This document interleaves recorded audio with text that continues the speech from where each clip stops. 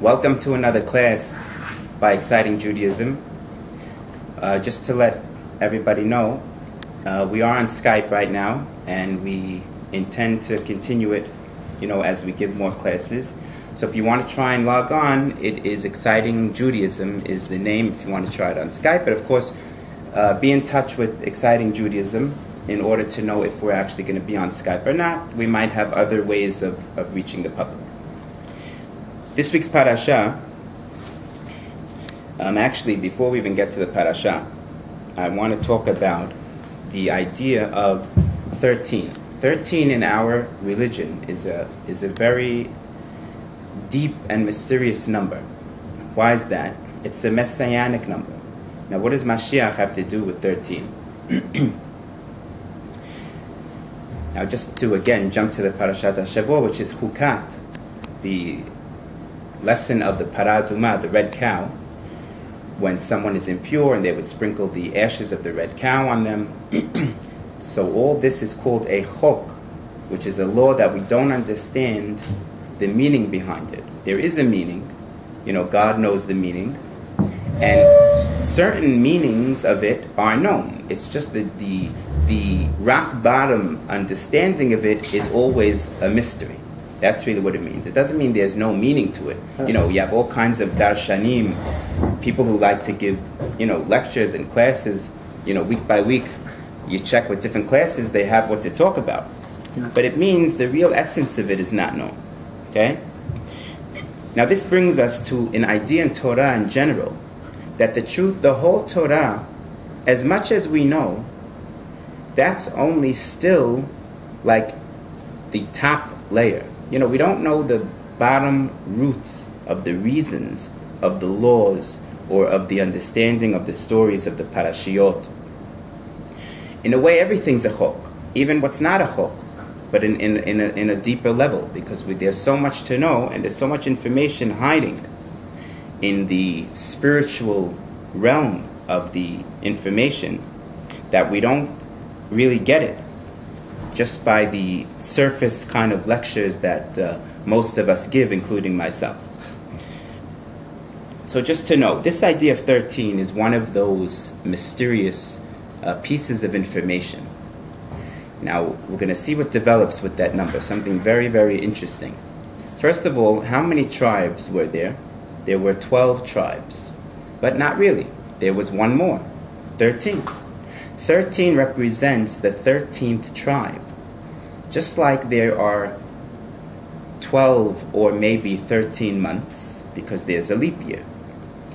And we know the months also, not the zodiac the way the world understands it, but the truth is the Jewish, so to speak, calendar / zodiac is really something that was given to us by Moshe Rabbeinu. And the 12 months of the year correspond to the 12 tribes. And the 13th month, which is Adar, the second Adar, when there is one, Adar Bet, that is the 13th month that corresponds to the 13th tribe, which is Joseph. And of course, we always talk about Joseph when we talk about the Mashiach ben Yosef, who comes from him. Now, Yosef had two sons. Their names were Ephraim and Menashe. Ephraim, of course, was not the born Bechor, but he was the chosen Bechor.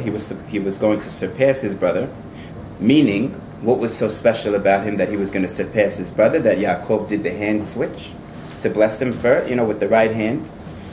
Because the Mashiach comes from him. We could say Mashiach ben Yosef, but who's he coming out of? Menashe or Ephraim? It's the Mashiach, and it's written like this in books also, Mashiach ben Ephraim. Really? That's how they call it. That's right. So it's either you can call it Mashiach ben Yosef or Mashiach ben Ephraim. It's also in the books that way. I think it's also in some of the prayers. If I remember, we come across it at some prayer of the holidays or something, but I'm not exactly sure right now. So he represents the 13, because Yosef is the 12, makes 12 tribes. But now with two sons, you would have 12 plus 2 is 14.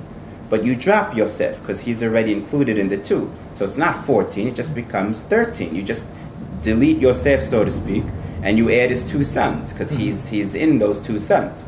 So it becomes 13. 12 and 13 is really the Joseph tribes. And Yaakov Avinu said, Ephraim Menashe, Kireuven v'Shimon Yehuli. They will be like Reuven and Shimon, which means exactly like a tribe. That's why Yosef is considered a half Av, a half patriarch, because he had tribes. Yaakov had tribes. Wow. He's a patriarch. Yosef is also a tribe, an Av, because he had tribes. But he had half, so to speak, because he was a half, meaning he's not a full Av. Why isn't he a full Av? Because he's also a Ben. He's also a son. He's Yaakov's son. So he's half son, half father. You see? He's son because he's Yaakov's son. He's tribe. But he's Av, he's father, because he had tribes. See? So he's a little bit of both. And it's alluded to in the Torah when it gives a blessing to Yosef at the end in the part of Vayechi, I believe with Yaakov, when he was blessing Yosef. It calls him Even Yisrael, the rock of Israel. And Even is, if you take the word Even and you split it up, really, there's 3 letters, but split it up in the bet. You have Av, Ben. Even is Av, Ben. He's an Av and a Ben. Nice. So this 13 represents everything of Beracha. You know, it's funny. If you look in elevators, they don't like the number 13. Right. Why is that? Because 13 is a lucky, whatever lucky, quote, number. But to us, not to the world at large.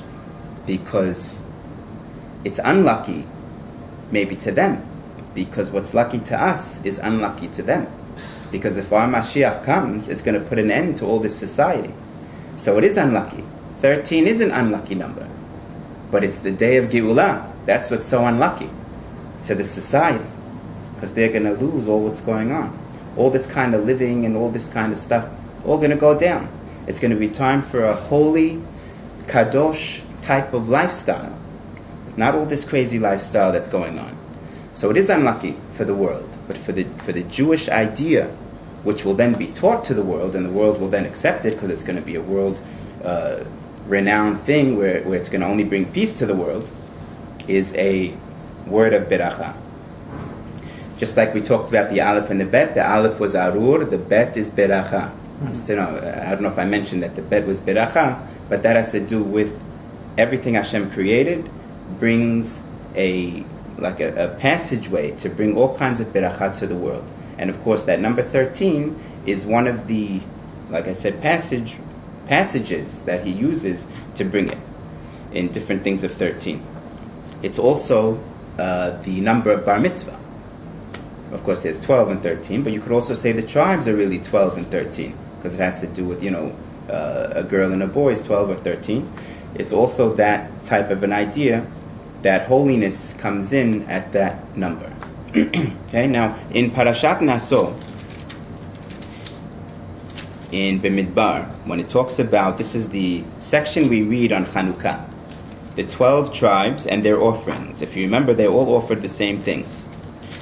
And there's many, commentaries that they didn't outdo each other, and there was harmony and all that, which is very important.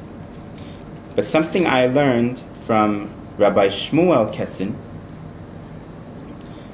who's a personal friend of mine, he was noticing here that it says, when it comes to some of the offerings, it says, Elim chamisha, atudim chamisha, kebasim b'nei shana chamisha.